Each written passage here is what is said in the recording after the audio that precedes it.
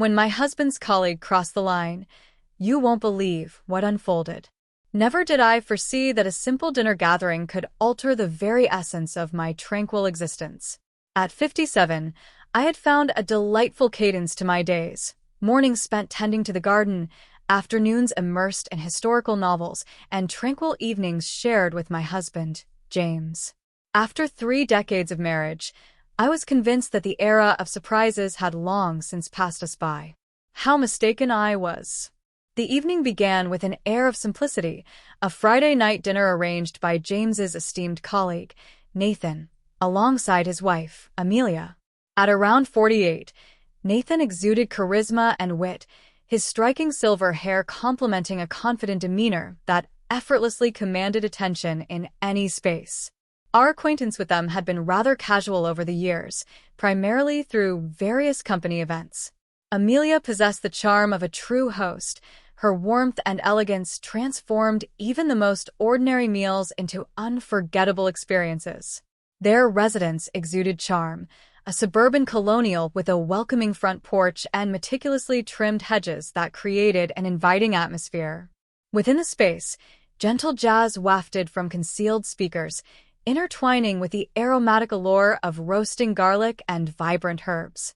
The candles danced softly on the dining table, their warm glow creating delicate shadows that played upon the pale blue and beige walls.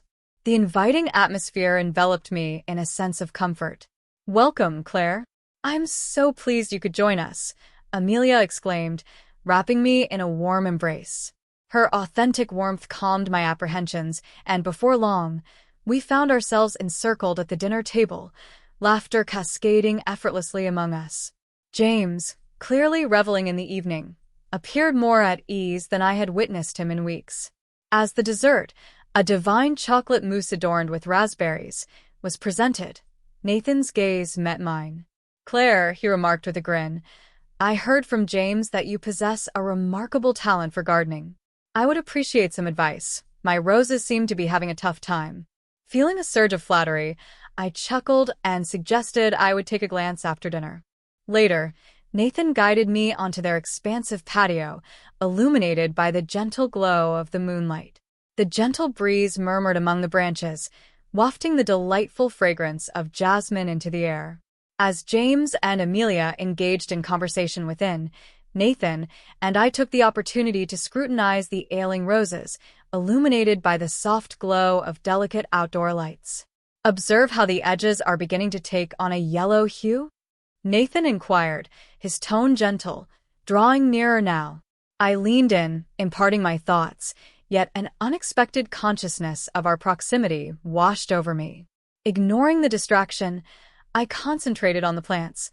That is, until Nathan glanced my way, his face revealing a rare vulnerability. Nathan's hand brushed lightly against mine as we leaned closer to examine the roses.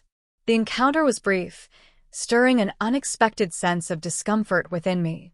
"You know, Claire," he said softly, "I find myself envious of the bond you share with James. Amelia and we seem to have grown distant." His candor took me by surprise. Just as I was about to reply, his hand brushed lightly against mine again. With a swift motion, Nathan offered his apology, retreating with a palpable sense of embarrassment. "It's all right," I murmured, taken aback by my own words. Upon re-entering, all appeared as it should.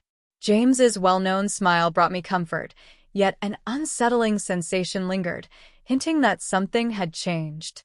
As the night deepened, I found myself beside James, my gaze fixed on the ceiling, a whirlwind of questions stirring within me. Did a seemingly simple moment of connection truly disrupt the tranquility I held dear? In the days that ensued, I endeavored to obscure the memory beneath the comfort of familiar routines, morning strolls, afternoons steeped in tea and literature, yet Nathan's words and touch remained etched in my thoughts. On a sunlit afternoon, as I tended to my lilacs, James's voice broke through the tranquility. "Claire, a visitor has arrived for you." Nathan lingered in the moment, dressed casually in jeans and a button-down, his smile tinged with caution. My heart leapt. James, unaware of the underlying tension, departed, leaving us in solitude. Once more, Nathan expressed his regrets for that evening. Nothing happened, I reassured him, yet Nathan gently countered. Something did happen. It was a sensation we both shared. His sincerity, the cadence of his words, it awakened feelings I had long concealed. He admitted that he hadn't experienced such a profound connection with anyone in years. I confessed softly that his words resonated with me, yet I maintained that we could not pursue it. Nathan honored my choice, assuring me that even a bond of friendship would suffice. Weeks drifted by, steeped in a silent unrest. Nathan and I shared measured, sporadic messages, advice on gardening, discussions about the weather. Yet each exchange enriched the emotional connection we had cultivated. Upon James's mention of the company gala, where both Nathan and Amelia would grace the occasion, a thrill surged through me. At the gala, surrounded by twinkling lights and gentle melodies, Nathan and I exchanged brief, awkward glances across the room. Once dinner had concluded, James took to the dance floor with Amelia, leaving Nathan and me in solitary stillness. He reached out his hand. Might I? We joined others briefly on the dance floor. His words carried a weight of sincerity, laced with an undercurrent of peril. You look especially joyful tonight, he said with a kind smile. I reminded him of our pact to remain friends, yet his gentle gaze pierced through my barriers. As the final notes faded into silence, we remained motionless, reluctant to break the spell that held us there. I murmured, I shouldn't overthink this, yet deep down, I couldn't shake the feeling of unease. The subsequent days melded into a fog of yearning and uncertainty. Then, Nathan reached out with a message. Claire, may we converse? I assure you, it holds significance. Our paths crossed in a serene little coffee shop. His countenance bore a solemn weight. Amelia is aware, he stated. At the gala, she had felt the tension and decided to confront him. He admitted, not to a physical liaison, but to sensing a deep and complicated misunderstanding between us. A wave of panic washed over me, fearing the consequences of this misunderstanding. I assured her that I would honor any decision she arrived at, Nathan remarked. Yet, I felt it was essential to be truthful with you. My eyes brimmed with tears.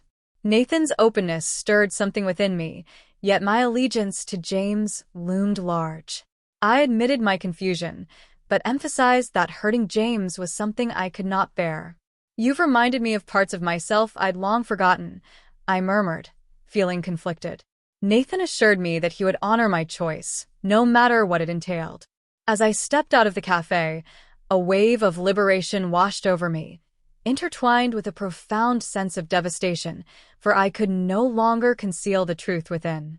That evening, following dinner, I gathered my resolve to speak with James. His expression transformed from bewilderment to sorrow as I spoke. In a remarkable moment, he extended his hand and grasped mine.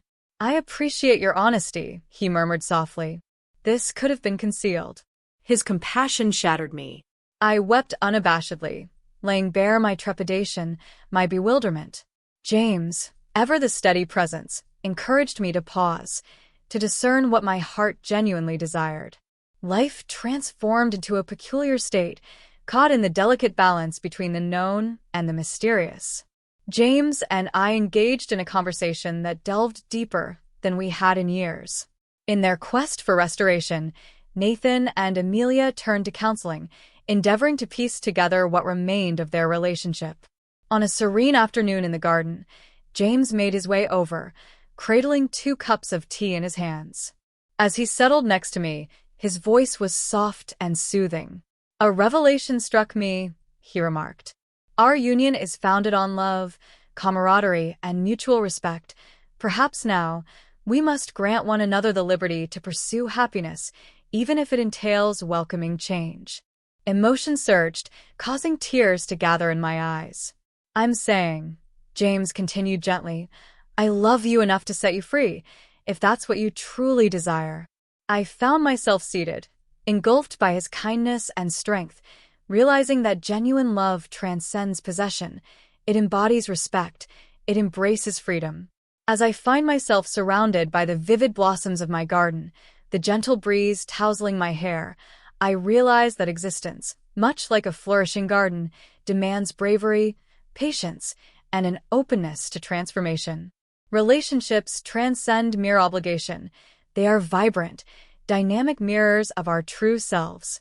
I cast my gaze toward the house, where James shares laughter with Nathan and Amelia, and I come to understand that often, the most challenging journeys guide us precisely to our destined place.